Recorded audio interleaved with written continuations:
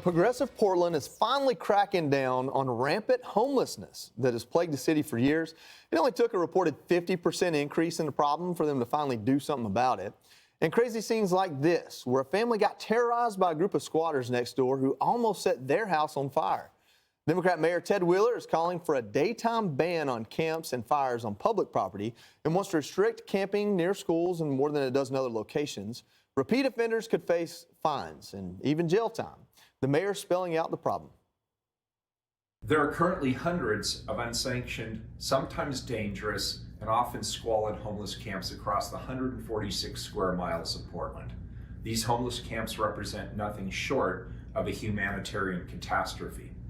As a result, our community continues to suffer substantial public health, safety, and livability concerns. My goal is to have enough shelter, housing, and treatment access available so that we can fully eliminate unsanctioned, unsheltered camping in the city of Portland. And legendary singer-songwriter John Mellencamp is releasing a song about Portland's homeless crisis where he slams city officials for destroying one of his favorite places. As I saw through the ash of Portland one day, there were so many homeless, they'd all gone astray. They slept on the corners during the day, as not to be on when the sun went away. Rachel, I don't know if you're a Mellencamp fan or not. I love John Mellencamp. That video is actually, I guess, footage from L.A. Oh. And they're responding saying, it's not even Portland really that's in the video. It's like, well, all you're pointing out is that other liberal-run cities have the same kind of problem. Yeah, but as a political spouse, it's always something you make sure that the footage you're using, that your husband's using in his commercial is from the place you say it's from. Listen, the situation is so bad that they think that one of the only things that's actually making this action happen on the part of the government to crack this down is a lawsuit from disabled people because they can't even get on through the sidewalks. The homeless problem is ultimately a drug problem, and the drug problem is a border problem. And so all of these issues, Joey, are Democrat issues. Now, how do you solve it? I mean, we need more drug rehab. We need to control the border so that we don't have these drugs on the street. And when I look at those images, it's a drug problem, it's a spiritual problem. There's a lot of things going on. Our country is going through a lot. Jessica, I was going to go to you later, but, she says, hey, it's a Democrat problem because of the policies the Democrats put forth.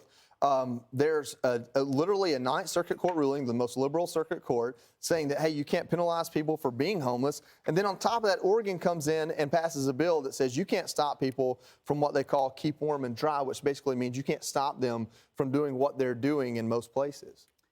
Well, first it's just a Democrat problem. We've had a drug problem in this country for decades. The war on drugs is not ours, right? That was started under another kind of administration.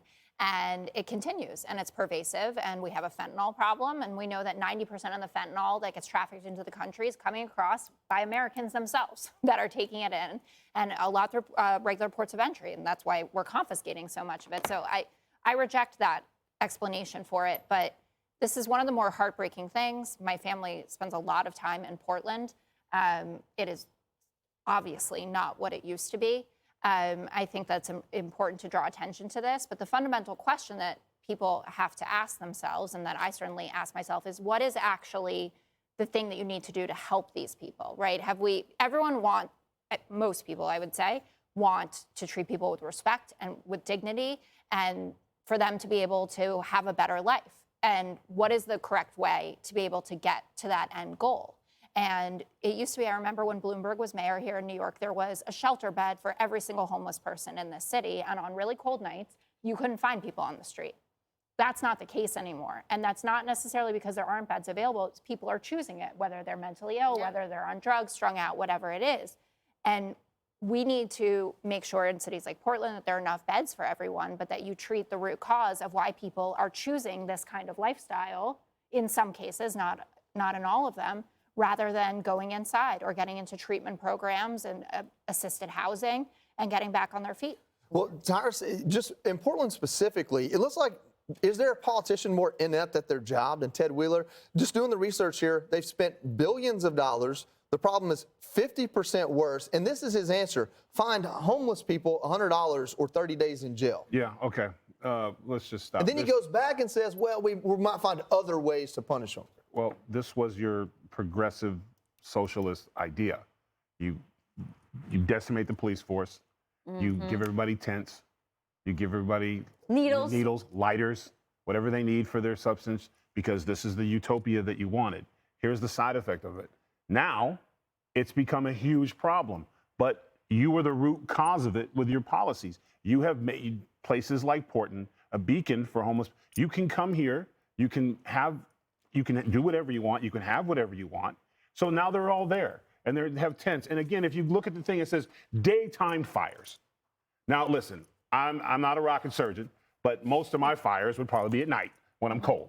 So during the day, if I'm going to make s'mores or something, I want to make a fire during the day, that's an easy way and more way to put things out. You see a fire, hey, you can't do that during the day. Okay, so, but at night when the fires are going, then what are you going to do? Right. You know, it's the same thing. They're trying to put like, oh, this is a human tent. No, this is poor politicians making, first worlders making decisions that they have no experience in dealing with. They're not helping. They're causing problems. And now it's a huge problem. But it's not the homeless's fault. You put them in this position. You gave them these things. And now, now it's a problem because why? It's affecting him. It's affecting his bottom line. His voters are complaining. His donors are complaining. Right. So now if they weren't, it'd be the same thing. We see it in all these, like, there was things where tents and they make their little cities, and that's what they're going to do if that's what you're giving. Well, and on that point, Shannon, we talk about, did you ask for this problem? Did you vote for this problem? Did you enact this problem? When we talk about legislation, Oregon had a right to rest bill that would have compensated people up to $1,000 for having to be homeless. That failed. But we look at the bill that did pass, this Keep Warm and Dry bill, and what you have is the state legislature, by working off of what the Ninth Circuit said, almost took away Ted Wheeler's ability to do anything about this to begin with. Can I just say I'm so impressed by your knowledge of the Ninth Circuit. You know what's going on. She got so excited when you said that. I did. I'm like, this is so impressive. We have a good research team. I love it. But these are not, they should not be unexpected consequences of what we've told people. When we have cities that are fighting to pass areas where you can shoot up, and they will have people standing by to save your life if you do this. If we're legalizing all kinds of things, people will talk about compassion. We want people. I agree with you, Jessica. I think 99.9% of people, their heart breaks when they see people in this condition because they seem very helpless and overwhelmed and like nobody wants this kind of life. But it's not compassionate to tell people that there's going to be no law enforcement. We're going to allow you to live in these horrible conditions. We are going to allow you to shoot up drugs that are killing you, or whether it's a mental health issue, because so many of these cases are that as well.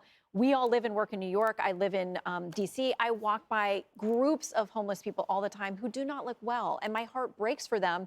But if you have progressive policies that reward that behavior, like Tyra said, you can't expect it's not going to happen. And I don't think it's compassionate. Are inhumane. Right. I don't think it's compassionate. There's no compassion in this. Just But we like have what to we find see at ways the border. Compassion kills sometimes. But it's always in the name of freedom.